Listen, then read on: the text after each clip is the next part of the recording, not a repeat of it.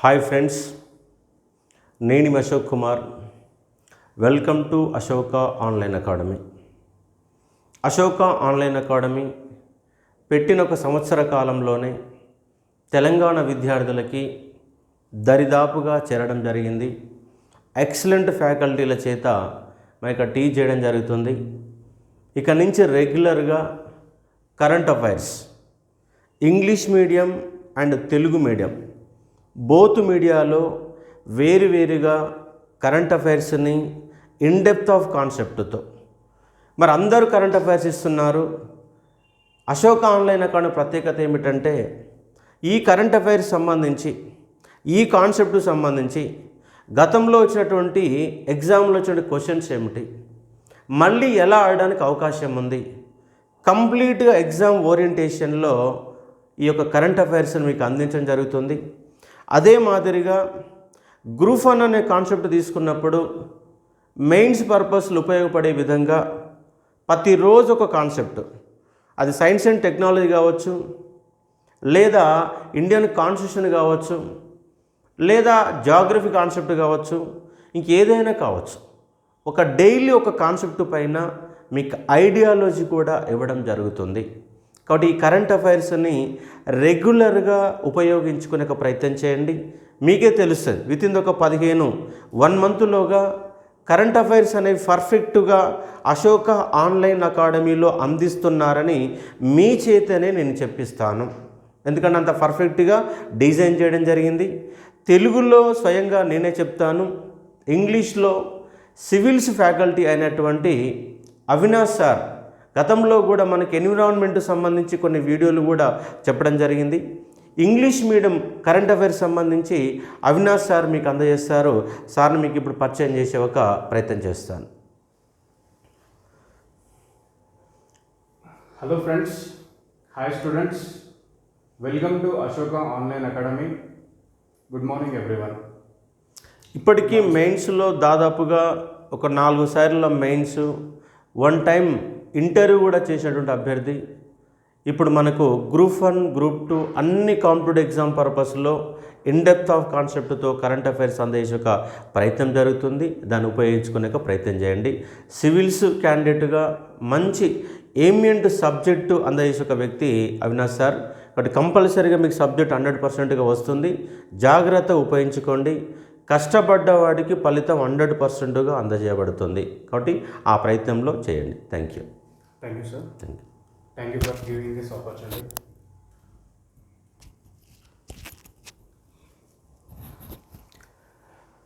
Good morning, students. From today, we will discuss the daily current affairs in the Ashoka Online Academy education platform. My name is Avinash. I did my MTech from Computer Science through a GATE rank. After that, I came to the civil service preparation in 2014.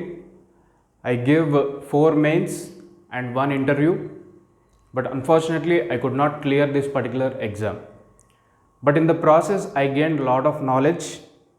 I have passion towards teaching, and I want to share my knowledge with the future generations and the young students who want to prepare for this civil service examination and also other state level group 1, group 2 examinations.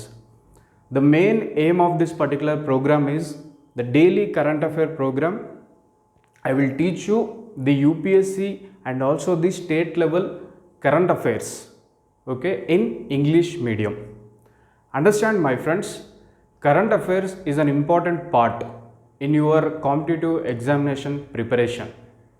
The students who have total grip on the current affairs, they have the greater chances of clearing the national level and the state level examinations. Whether the examinations conducted by UPSC or the examinations conducted by State Public Service Commission, all of them, they rely on the current affairs. So understanding this topic of current affairs is very, very important. So our goal is to teach this particular current affairs in a simple manner so that students will be comfortable with this particular subject of current affairs. And whenever we are discussing the current affairs in this particular sessions, we also take the previous UPSC and also state level PSC examinations asked questions about that particular topic. Second thing is that every day we will discuss one article in depth from the mains examination point of view, both for the civil service and also the state PSC level exams. So that is the main goal of this particular program. So try to utilize this opportunity, my friends, through the Ashoka Online Academy. And thank you very much for Ashok sir for giving this opportunity. Let us start this particular session on the current affairs. Okay. First, we will discuss about the topic science and technology. First, we will discuss about the topic science and technology, that is space technologies. Whether it is in UPSC civil service exam or TSPSC group 1 and group 2 exams, we have science and technology topic. So first topic ours today is science and technology, that too space technology. So I want to discuss about the Earth Observation Satellite 03. So what is this Earth Observation Satellite? So very simple, recently the ISRO has tried to launch this particular Earth Observation Satellite 03 into the geostationary orbit. But unfortunately the satellite failed, that particular mission has failed. But we need to understand some of the basics of that particular mission. So what is this Earth Observation Satellite? It is the first state-of-the-art agile Earth Observation Satellite made to be placed in the geostationary orbit. But unfortunately it failed. But understand its applications. So what are the applications? The objectives of this particular satellite are to provide near real-time imaging of a large area region of interest at frequent intervals. Means what? It is the first of its kind satellite where they want to give the live recording of the various events happening on the planet Earth. For example, how it will be useful? We have the borders. So in the border areas, the movement of vehicles can be tracked. In the ocean areas, the movement of suspicious ships and vessels can be tracked. Okay, this is how this particular near real-time imaging of large region is the main functionality of this particular Earth Observation Satellite. In the name itself it is there, it will be observing the Earth from a distant place, placed in an orbit. Now what are the other things? This satellite is also used for quick monitoring of natural disasters. So India is prone to various types of natural disasters. India face problems with tropical cyclones, India face problems with flash floods, we have natural disasters like landslips, we have natural disasters like cloudburst. So all these particular natural disasters can be quickly monitored by this particular Earth Observation Satellites. Understand that very clearly. So we are focusing on the application part. We are understanding the application. So it is used for near real-time imaging, that is the live recording of the movement of vehicles in the border areas. It is used for quick monitoring of the natural disasters and episodic events. Episodic events means the natural disasters which occurs at a very short interval of time. That means without giving any advance notice they will occur, like cloudburst, flash floods, landslides, avalanches. So these are the episodic events. Understand that. Then what are the other things? The Earth Observation Satellite EOS-03 is also useful for studying the agriculture in India. How much of land area is being cultivated in a particular Kharif or Rabi season? Okay, what is the area of the plantation crops? What is the area of the wheat, rice and other crops sown in India? So all these things, applications related to agriculture for Earth Observation Satellite. It is also useful in the studying of forests in India. In what area the forest is present in India, or what is the extent of forest in India? where the deforestation is happening inside the forest, where the forest fires are occurring inside the forest. Okay, all these things can be understood by the applications of the Earth observation satellites. Then what are the other things?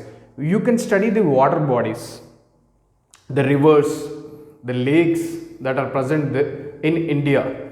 Okay, what is the quality of water present in the rivers and lakes? Is there any pollution occurring in this particular rivers and lakes? Okay, and is there any problem of eutrophication happening in this particular water bodies, rivers and lakes?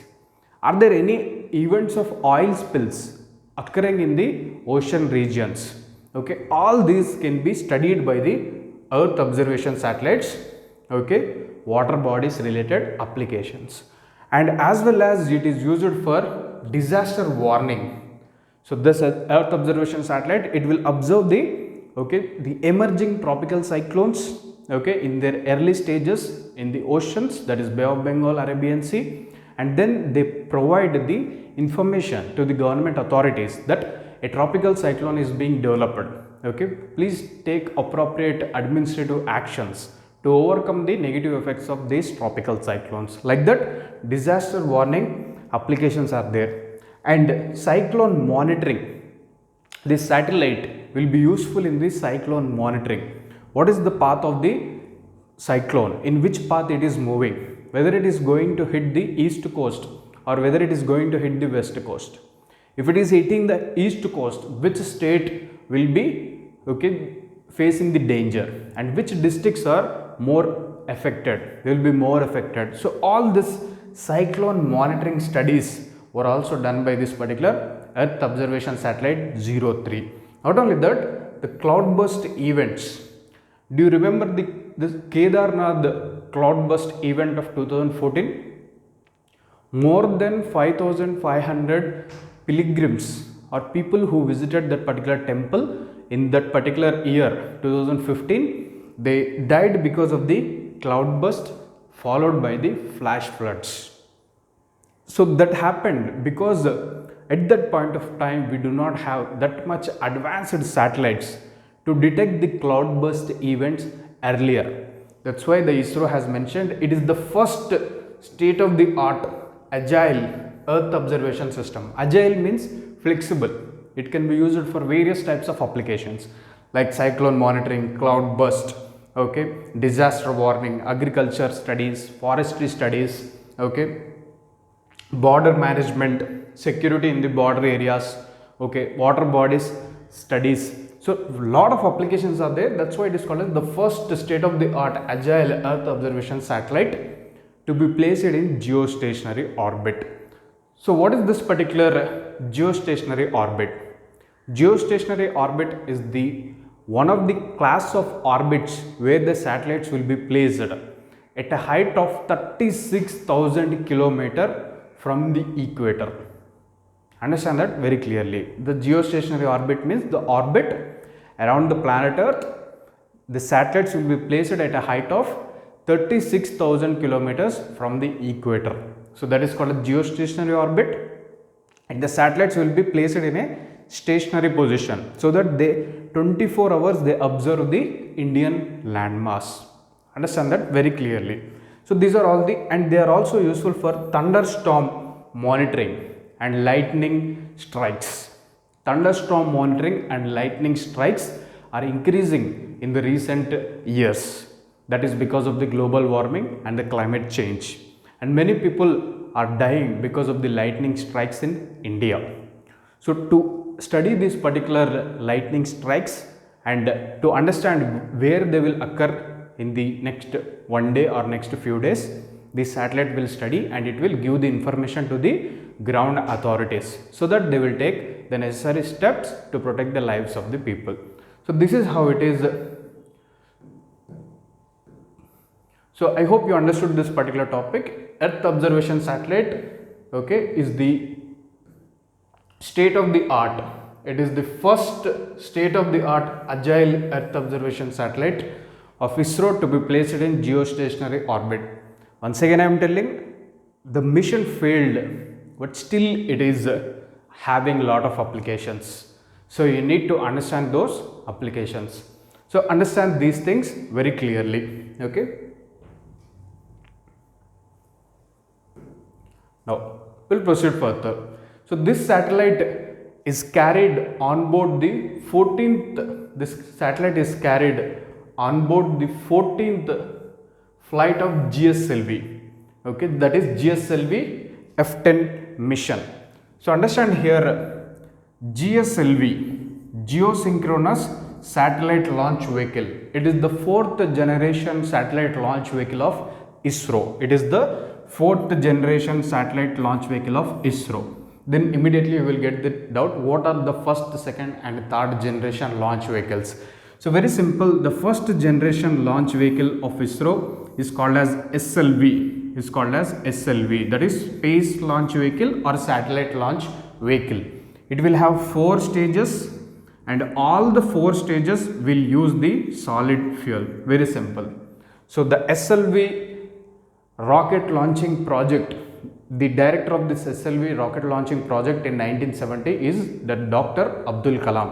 So he played a crucial role in this particular SLV project. Then after that, the second generation rockets or launch vehicles to place the satellites designed by ISRO is the ASLV.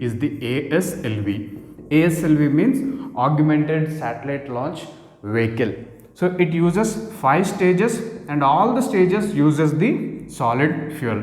Then third generation rocket launch vehicle of India is called as PSLV, that is Polar Satellite Launch Vehicle, and PSLV will use the 4 stages. It will use the 4 stages, but the only difference is that PSLV uses combination of solid fuel, liquid fuel, then solid fuel, liquid fuel, like that. Okay.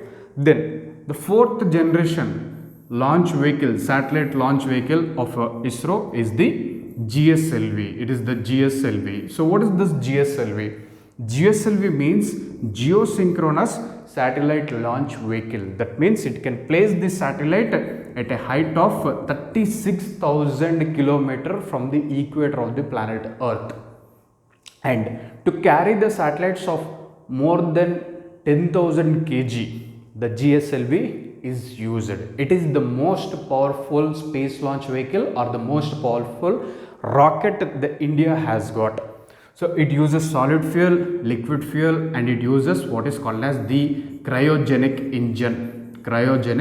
engine. Understand these things very clearly. These are all the basic things, okay, or background related things.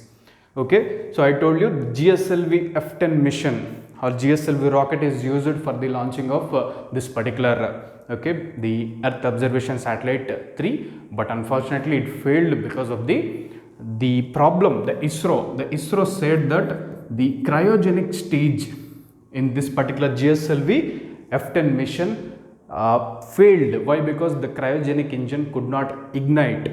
Okay, and that is the reason the mission has failed. Although it is a failure, definitely you need to understand the applications of that particular Earth Observation Satellite 03. So this is how we will understand some basics and also we will proceed further. So this is how it is. Okay, next I want to discuss about the topic, that is the environment and biodiversity. So what is the topic here? The topic is 4 new Ramsar sites were created in India. 4 new Ramsar sites were created in India. So understand here, we have something like Ramsar Convention. So what is this Ramsar Convention? It was adopted in the year 1971 in the Iranian city of Ramsar. So 163 countries including India is part of this particular Ramsar Convention. What is the goal of Ramsar Convention or aim of the Ramsar Convention? Very simple. You need to identify the wetlands of international importance. Declare the wetlands of international importance and take the steps for protection and conservation of wetlands at global level. Why? Because wetlands provides various types of ecological services.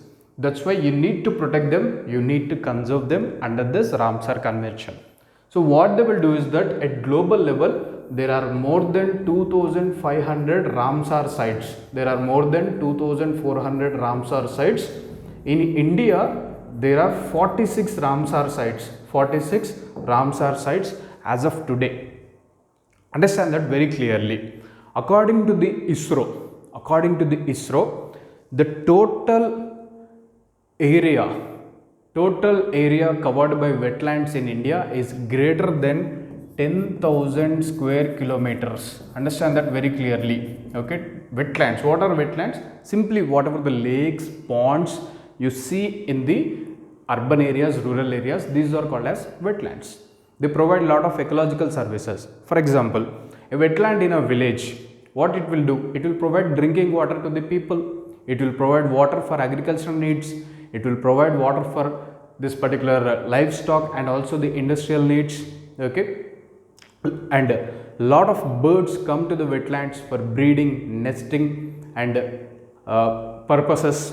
Okay, and it is having a lot of biodiversity, like a lot of fishes will be there, shrimps will be there, reptiles, tortoise. So all these are there. Birds biodiversity is there. So a lot of ecological services are provided by this particular wetlands, and wetlands, they recharge the groundwater, right, and they regulate the microclimatic conditions in the nearby regions. So these are all the advantages of wetlands, but at the same time, because of the human activities, they are destroyed. To protect them and to conserve them, the Ramsar Convention came into existence. India is part of it. We have 46 Ramsar wetlands. India signed it and adopted this particular convention in 1981. Understand that very clearly. Okay. In many examinations, they asked at state level exams when India has become part of the Ramsar Convention, 1981. And one more question is, what are the first two Ramsar sites in India? The first two Ramsar sites in India is, one is this particular Chilka Lake in Odisha. Second is Kaladio wetlands in Rajasthan. Both declared in 1981. So understand these facts very clearly. So what is the news here? The news is that from India, recently 4 new wetlands were created. So what are these wetlands? So just I give the background information. So just try to understand here. 4 new Ramsar wetlands are created. They are Tol wetland. They are the 4 new Ramsar wetlands are created. One is the Tol wetland. Second is Wadwana wetland. Both are from Gujarat. Then what are the other things? Sultanpur and Bindwas Ramsar wetlands from Haryana. So near to the Gurgaon, we have this particular Sultanpur, okay, wetland, Ramsar wetland, which was 4 new wetlands recognized recently under Ramsar Convention. So understand here, what will happen is that they may ask the question, the recently declared Sultanpur Ramsar wetland is located in which state of India? Haryana. The recently declared Wadwana Ramsar wetland, okay, present in which state of India? Gujarat. Like that they will ask the questions. And what is, with the declaration of these 4 wetlands, what is the total number of Ramsar wetlands in India? As of today, we have 46. Remember this, as of 15th August 2021, we have 46 Ramsar wetlands in India. So understand that, okay. With this, the number of Ramsar sites are 46 in India, and the surface area covered by these sites is now 1,83,322 hectares. That means approximately greater than 10,000 square kilometers. So understand this. See here, in these 4 wetlands, Haryana gets its first Ramsar sites, while Gujarat gets 2 more after Nal Sarovar. So understand this point very clearly. Gujarat already has Nal Sarovar Ramsar wetland declared in 2012. In 2021, 2 more Ramsar wetlands are created in Gujarat, Tol and Wadwana. Understand that very clearly. So what is the aim of the Ramsar wetlands? Simply you need to protect and conserve the wetlands okay, so that they provide or continue providing the ecological services to the humanity. So what are those services? I have told you. So this is how it is. We'll proceed further. So we'll just try to understand the importance of this particular Ramsar wetlands in a short manner. So Bindwas Ramsar wetland, largest wetland in Haryana, and it is a man-made freshwater wetland. Remember these things. So what is happening here? Over 250 bird species use this particular wetland for nesting purpose, for breeding purpose, and also as a migratory staging area. Means simply the birds are moving from one place to another place, they will come there, they will stay there. Okay, that is how it is used. See here, over 250 bird species use this wetland throughout the year as a resting and a roosting site. Understand that. And what are the other things? This wetland, Bindwas Ramsar wetland, it supports more than 10 globally threatened species, including the Egyptian vulture, steppe eagle, Pallas fish eagle, black-bellied tern. It is a bird species. So this is some in-depth discussion about this particular Bindwas Wildlife Sanctuary. So we will then Sultanpur National Park. It is also there in Sultanpur National Park. It is also there in Haryana. This is declared as a newly created Ramsar wetland of international importance. So what is happening here? More than 220 species of water birds are coming and staying there. Obviously, it is an important place for the protection and conservation of this bird biodiversity. So this is how it is. So apart from that, there are some globally threatened species like critically endangered sociable lapwing, endangered Egyptian vulture, Sakor falcon, it is also a bird, Pallas fish eagle, black-bellied tern, it is also a bird. Remember these things very clearly. Okay, simply they will ask the questions like black-bellied tern, sometimes seen in news, is what kind of species? What it is a bird species. Option A, bird species. Option B, reptiles. Option C, mammals. Option D, butterfly species. Like that they will ask. It is a bird species. So like that I am giving the description. Then we have the Tol wetland from Gujarat. So what is happening here? More than 320 species of birds are present here. And apart from that, the wetland supports more 30 threatened water species birds like critically endangered white-rumped vulture, sociable lapwing, vulnerable sarus crane, okay, common pochard, it is bird, lesser white-fronted goose, okay, it is also a duck species, it is a duck species. Understand that very clearly. You need to know these particular terms with the in-depth of concepts for the group 1 prelims and also the UPSC examination. So this is how it is. We'll proceed further. Then Vadwana wetland from Gujarat. So what is happening here? There are over 80 species of birds that migrate and come here via Central Asian flyway. So what is the Central Asian flyway? Central Asian flyway means it is one of the migratory route, okay, recognized by the organization called as BirdLife International.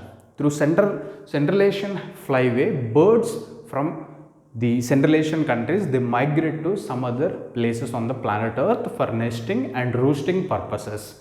So this is how it is. So what are the various birds you can see there? Like you can see the Pallas fish eagle, common pochard, Dalmatian pelican, it is a bird, grey-headed fish eagle, and ferruginous duck, it is a duck species. So these are all the various species you can see in the Vadwana wetland. So then, now understand here, just try to understand here friends. See, I also included two questions. That was asked by UPSC from this wetland concept. So understand here very clearly. Okay, so whenever we are discussing any topic, we also discuss about the previous questions from that particular topic. Okay, so see here, one question that is asked from the wetlands concept is this one. we will understand this. See here. So first question is, this is asked in the year 2016 in UPSC Civil Service Examination. It is related with the Ramsar wetlands. So what is this?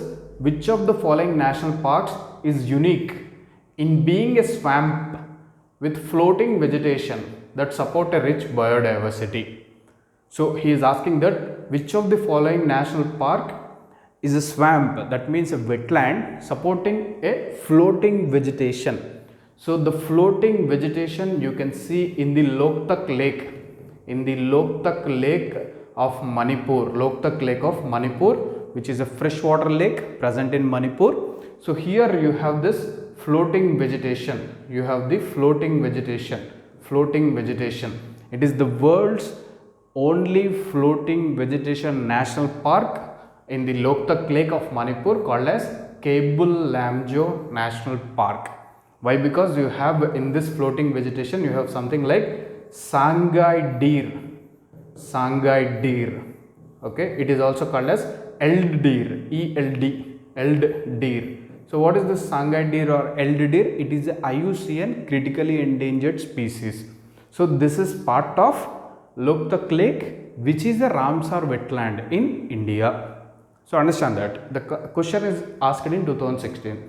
Similarly, see here, in 2014 they have asked one question with reference to conservation organization called as Wetland International.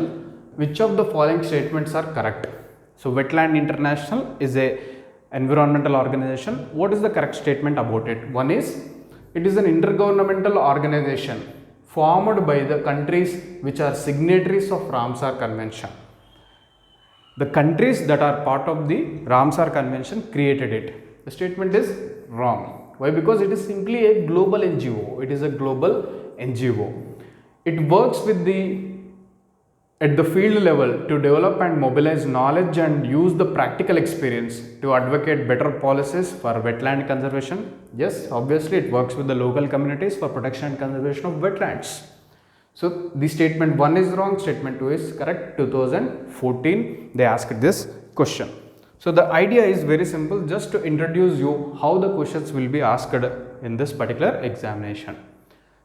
Okay, then they also asked, this question was asked in the year 2013, Ramsar wetlands. If a wetland of international importance is brought under Montreux's record, what does it imply? Montreux's record means it is simply a record under Ramsar Convention, wherein the Ramsar wetlands which are experiencing danger because of human activities, they will be placed in this Montreux's record. Maybe water pollution, maybe excessive use of extraction of water from the wetlands, maybe occupation of wetlands, okay, due to the urbanization process, okay, illegally. So all these are various threats to Ramsar wetlands. Whichever Ramsar wetlands facing threat, they are entered into the Montreux's record.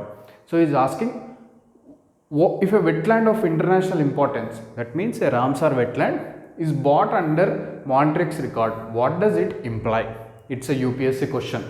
So what does it imply? Simply the wetland is being threatened because of human activities. They may pollute it, they may divert it, the water, they may utilize the water or extract the water more, they may just occupy it illegally for developmental activities, they may dump all the waste, solid waste, municipal waste. So like that, in the process destroying the ecosystem of wetlands. So what is the answer? Changes in ecological character of wetlands have occurred because of human activities, are occurring because of human activities, or are likely to occur in the wetland as a result of human interference. That is the answer. So what about the other options? The country in which the wetland is located should enact a law to prohibit any human activity within 5 kilometers from the edge of wetland. No, this is wrong. It is given the status of World Heritage Site. No. And the survival of wetland depends on cultural practices and tradition of certain communities living in the vicinity of the wetland, and therefore cultural diversity should not be destroyed. This is also wrong. Very simple. any wetland, Ramsar wetland threatened because of human activities will be placed here. Very simple. So this is how it is. So I will discuss the previous questions of UPSC also whenever a topic related to that comes. That is how it is. Then after this, we'll try to understand the concepts like world geography. We'll try to understand about the world geography. Very simple. So see here, the Haiti country is in news. So you can expect a prelims question from this particular Haiti country. Why it is in news? For three reasons. First reason is that recently the president of this particular country was assassinated, okay, in the broad daylight, okay, by some of the culprits in this particular country of Haiti. Second is that a powerful earthquake struck this particular country recently and a lot of people died in this particular natural disaster. Third is that tropical cyclone in the Atlantic Oceans, also called as hurricanes, tropical cyclones in the Atlantic Ocean, also called as hurricanes, okay, they recently hit this particular Haiti country. So Haiti country, just try to understand here, it is part of Atlantic Ocean, okay, it is part of the Caribbean Sea, it is very much part of the Caribbean Sea. So understand here, if you just see the map of the Haiti country, it is part of one single island, large island called as Hispaniola Island. So within this Hispaniola Island, two countries are there. One is Haiti, second is Dominican Republic. We confine our discussion to Haiti. The capital of Haiti is Port-au-Prince. It is part of the Caribbean Sea of Atlantic Ocean. So this is taken from the BBC. Okay. So why it is in news? Three reasons. The president is killed, assassinated, the earthquake hit recently, and hurricanes also hit this particular country very recently. So let us understand the geography. So I told you, they are part of the entire Haiti country. So this is entirely the Hispaniola Island. This is entirely the Hispaniola Island. It is Hispaniola. Hispaniola Island is a Latin name, okay, and within this two countries are there. One is, this is Haiti, this part is Haiti, and this is Dominican Republic. Both, okay, it is part of Caribbean Sea of Atlantic Ocean. And remember this fact, windward passage separates Cuba and Haiti. Remember one more fact, Jamaica Channel separates the Jamaica and also the Haiti. It is part of the Caribbean island. Understand this very clearly, okay. Why? Because they may ask the question, okay. Now let us understand this particular country facts about the Haiti. Haiti is earlier a French colony. It is under the French, okay, domination. So understand that French colonial rule, like India being part of a British colonial rule for a while up to 1947, Haiti is earlier a French colony. So understand this, very less population of just 1.1 crores, geographical area of just 10,000 square kilometers. So see here, this is Haiti. So this is entirely it is 10,000 square kilometer area only. Understand that, okay. And it is part of Hispaniola Island. I already told you the majority religion is Christianity, languages are French and Creole. Obviously the French colony, French language will be there. Creole, you remember this, it is the local language, and currency is called as Gourdi. Gourdi is the currency of Haiti, which is recognized at the international level by World Bank also. Now it is having the warm, humid tropical climate. It is having the tropical type of climate, okay, like India has, okay. Now just try to understand here very simply, the population is descended from the Africa, and it got independence from France in 1804 itself. Understand that, okay. And what is it? It is the second country, okay, after United States to free itself from colonial rule within that part of the world. So you have North America, South America, and in between you have the Central America. Okay, it is the second country in this particular America's group of countries to get the independence from the colonial rule. It got independence from France in 1804. Remember this. Currency is Gaudi. Remember this.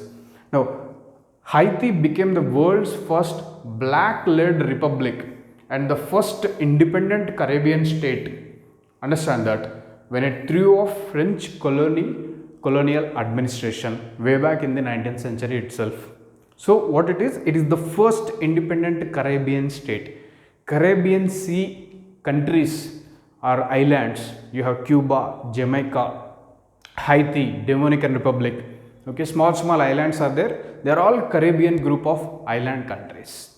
In that, the first one to get independence is this particular country, but right now it is facing a lot of problems. Now, what is the problems there? Your chronic instability. The administration is political administration is not stable. Dictatorships. Whoever leaders who are becoming the presidents of that particular country, they are more of dictator kind of a rule. Okay, then it is prone to natural disasters. Okay, and because of all these factors, it became the poorest nation in the America. So it is prone to natural disasters, especially the tropical cyclones and hurricanes and the earthquakes. Why earthquakes? Why? Because this particular Haiti country is at the meeting point of two important plates. One is Caribbean plate, second is North America plate. So what is this plates? Plates are nothing but they can be two types. They can be continental plates, they can be oceanic plates. So these plates, North American continental plate and the Caribbean oceanic plate.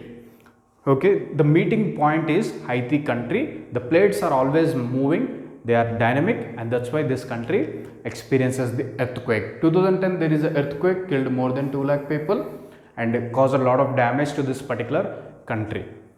And recently what happened is that in July 2021, unidentified people killed the president Jovenel Moise in the capital Port-au-Prince. Okay, and he died. So a lot of instability is there in this particular country, and a lot of dictatorships, and there is no proper administration. All these problems are led to this particular Haiti country. So just I want to, so always remember, you can expect a question like this.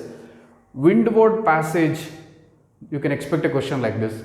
The Windward Passage is located or separates which of these two countries, Cuba and Haiti. You can also expect a question like Haiti is located at the meeting point of which of these two oceanic or continental plates. One is Caribbean plate, oceanic plate, second is North American plate. You can also expect a question like this. Okay, what is the capital of Haiti? It is the Port-au-Prince. Okay, all these things. You can also expect a question. It is a French colony. Gaudi is the currency of this particular Haiti. Remember this. So all these are there, very simple, nothing much is there. Okay, then we go to other topics. We'll go to the other topics like PM Gati Shakti Master Plan, Prime Minister Gati Shakti Master Plan. So what is this? So Prime Minister Gati Shakti Master Plan, it is an infrastructure boosting project. It's an infrastructure boosting scheme, or simply you can understand here, it is a 100 lakh crore national infrastructure master plan, PM Gati Shakti Master Plan. The aim is very simple, invest in the infrastructure throughout India. So what do you mean by infrastructure? Roads, railways, ports, airports, dry ports, metro trains, internet cables, power transmission lines, telecom infrastructure. So all these are part of the infrastructure. Okay, so PM Gati Shakti Master Plan is announced by the center, central government, and according to this plan 100 lakh crore will be dedicated for this particular infrastructure development. What is the aim? The aim is to make the holistic infrastructure and integrate the pathway to our economy. Very simple. You need to create more infrastructure and it should be interconnected. Very simple goal. Okay. So it is useful for prelims. Okay. What are the key objectives? Very simple. Like you need to provide the infrastructure with easy connectivity so that you can reduce the travel time between rail, road and the waterways. Understand that? Very simple. Okay, you need to create more roads. Simple. You need to create more railway lines. You need to create, okay, more airports. You need to create more airports, like that. Okay, but at the same time you need to interconnect them. You need to interconnect them. Understand that very clearly. Interconnecting them is also important to improve the industrial productivity. If you have better infrastructure, industrial productivity will improve and it will contribute to the economic growth. To make local manufacturing globally competitive, you come out with the local manufacturing units that can export the goods to other countries. Okay, create future economic zones where new type of manufacturing units will be created and new goods are produced or exported to other countries and revenues are generated for India. To create employment opportunities. So all these are objectives of this particular plan. Understand that very clearly. Okay. So very simple. It's a prelims related topic. Now what are the other things? Project Bold. Project Bold, very simple topic. Bold means bamboo oasis on lands in drought. So who launched this Project Bold? It is by Khadi and Village Industries Commission. Okay, so very simple. Understand here what they want to do is that simply they want to plant a new type of bamboo trees in the Leh Ladakh region of India. Why new type of bamboo trees? Why? Because the bamboo trees, if they grow along the mountain slopes, the roots will attach to the rocks and boulders so that the landslides will be avoided. So for that purpose, Project Bold is all about, okay, growing the bamboo trees along the slopes of the mountain, So what will happen? The roots will just bind the rocks and soil like this, and the landslides can be avoided.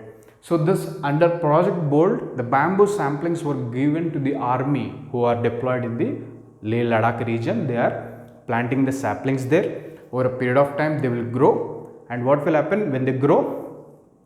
Various other things are there, like they provide local employment opportunities for the people, they avoid the landslides and other natural disasters, and what will happen?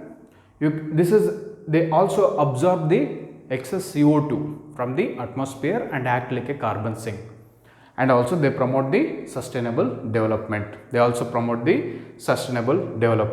Very simple. Okay, you're getting the thing. Project Bold. You can expect a question. The Project Bold, sometimes seen in news, is related to which of the following? Growing the bamboo trees in the Leh Ladakh region. Why?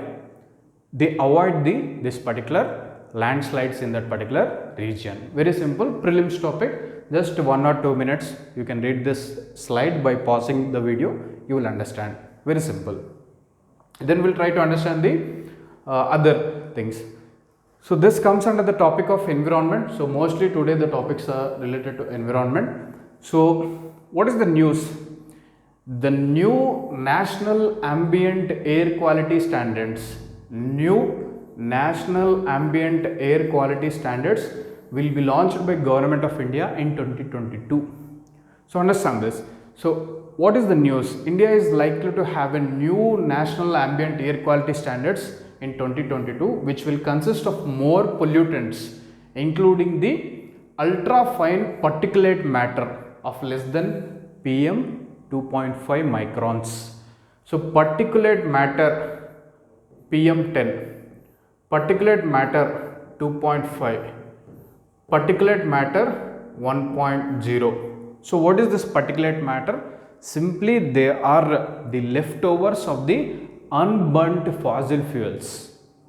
Okay, very simple. If you are going in the traffic, okay, whatever the smoke that is coming from this particular vehicles, it is nothing but the particulate matter.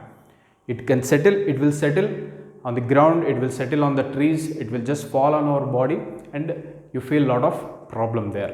So the problem with PM 1.0 is that the humans can inhale that particulate matter and it will go and dissolve in the blood, causing a lot of problems and health problems to the people. So they are coming up with new national ambient air quality standards by CPCB, Central Pollution Control Board, a statutory body. So they are coming out with new standards.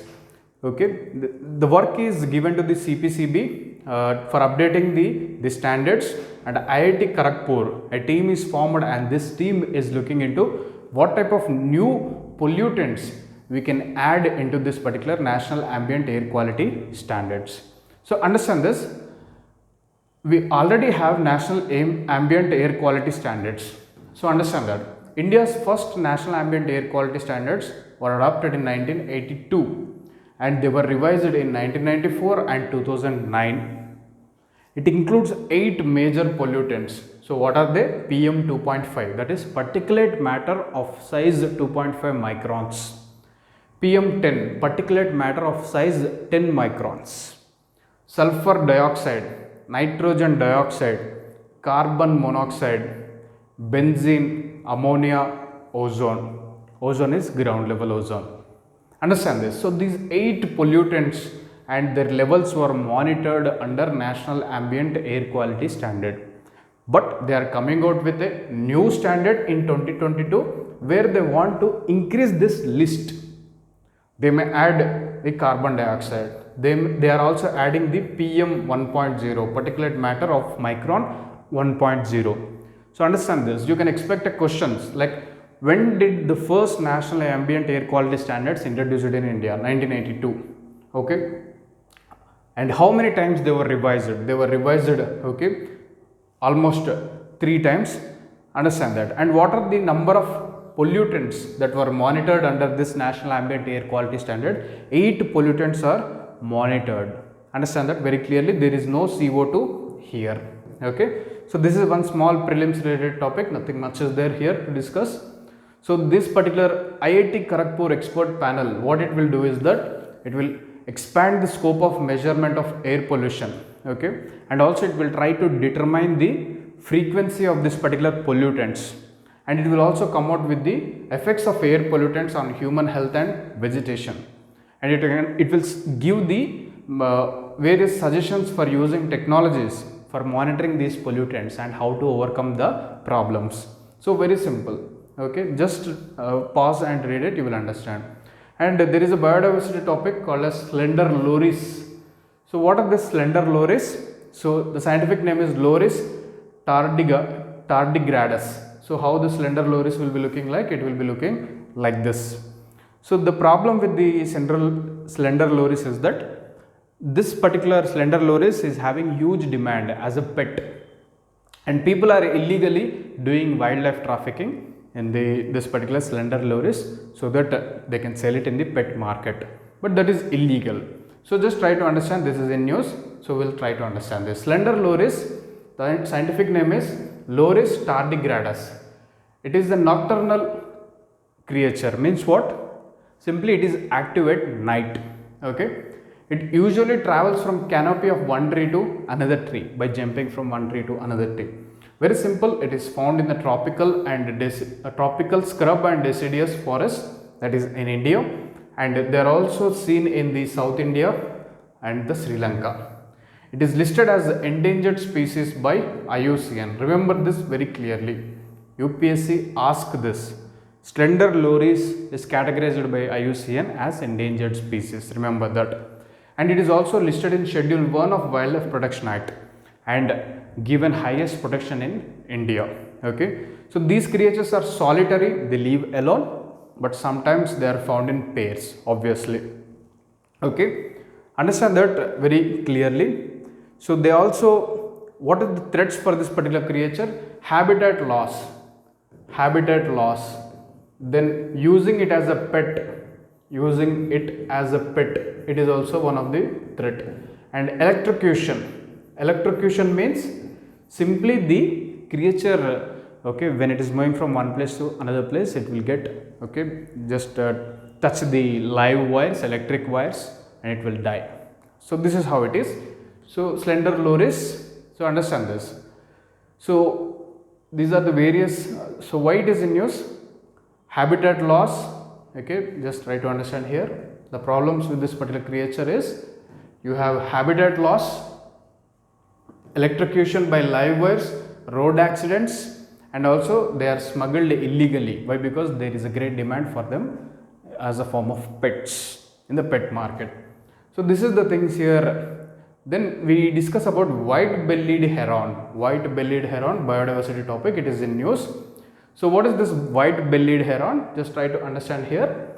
So you can pause the screen and read. So this is the white-bellied heron. So it is a IUCN critically endangered species living in the wetlands. You can see the white-bellied heron. You can see the white-bellied heron, especially in the northeast India. Especially in the northeast India, Assam, Arunachal. There you can see this particular white-bellied heron. So it's a bird species. It's a bird species. This particular part will be totally white in color. White-bellied heron. So why it is in news? Okay, it is a IUCN critically endangered species, and IUCN recently mentioned that it is facing a lot of threat and it can become extinct in the near future. So understand that very clearly. Okay, so what are the threats to this particular creature? So the numbers are declining. Their numbers are declining because of the very less geographical range where they are present. Then there is a habitat loss. Wherever they are present, the habitat is lost or the habitat is degraded. Hydroelectric projects, okay, they are threatening this particular creature, threatening the habitat of this particular creature. Poaching means illegal killing of this particular bird. Forest fires, destroying the nest of this particular creature. Harvesting of wetland resources. Just now I told you, wetlands are very, very important. Why? Because wetlands, birds will come there to stay. Understand that. But wetlands were threatened, so obviously these birds are also threatened. So white-bellied heron, it's a very rare species. You can see it only in the northeast India, especially the Namdappa National Park of Arunachal Pradesh. You can see this particular creature. They are always living in the wetland areas. Their prey base is fish, okay, insects, amphibians, reptiles, and other small creatures. Understand that very clearly. The only known breeding site in India is Namdappa National Park. Understand that very clearly. The Namdappa National Park is there in Arunachal Pradesh. So here in Arunachal Pradesh, okay, the only known breeding site for this particular creature, IUCN critically endangered species. The various type of threats are there, and also this particular IUCN expressed concern that this creature might face problem in the future and it may totally wipe it out. So understand that very clearly. So these are all the various facts. You can pause the screen and read this particular thing. So what is this? It is a very rarely found species, okay, in Arunachal Pradesh. It's a bird species, and it is the second largest species of heron. Okay, heron is a class of birds. Okay, understand that very clearly. Okay, so this particular white-bellied heron is found in wetlands of tropical, subtropical forest and in the foothills of Himalayas in India and Myanmar. Understand that very clearly. You can see them in Arunachal Pradesh, Assam, Northeast Bangladesh and Bhutan. But Namdappa National Park is the only place where it is breeding. Understand that very clearly. And what is the other important point? It is a critically endangered species under IUCN Red Data Book since 2007. Understand that. The global population is estimated at less than 250 mature individuals, and they are threatened by disturbance and habitat degradation. Less than 250 individuals are there. IUCN recently published an article on this particular white-bellied heron. So these are all the various topics. Okay, you can the remaining topics we will understand tomorrow. Okay, thank you friends. Have a nice day.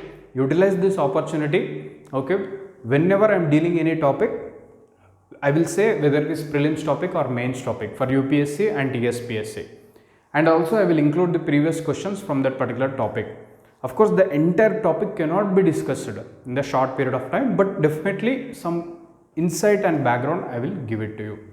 So utilize this opportunity, especially the English medium students who are preparing for UPSC and also the Group 1, Group 2 of Andhra Pradesh and Telangana states. It will be a very good initiative and useful initiative. So every week what we do is that simply we will post this particular current affairs in our WhatsApp groups, so that you will get the current affairs information, weekly current affair information, about 50 to 40 articles every week you will get, and daily Monday to Saturday I will discuss the current affairs, okay, in English. So understand these things, utilize this opportunity, and have a nice day, and thank you for giving this opportunity. Thank you friends.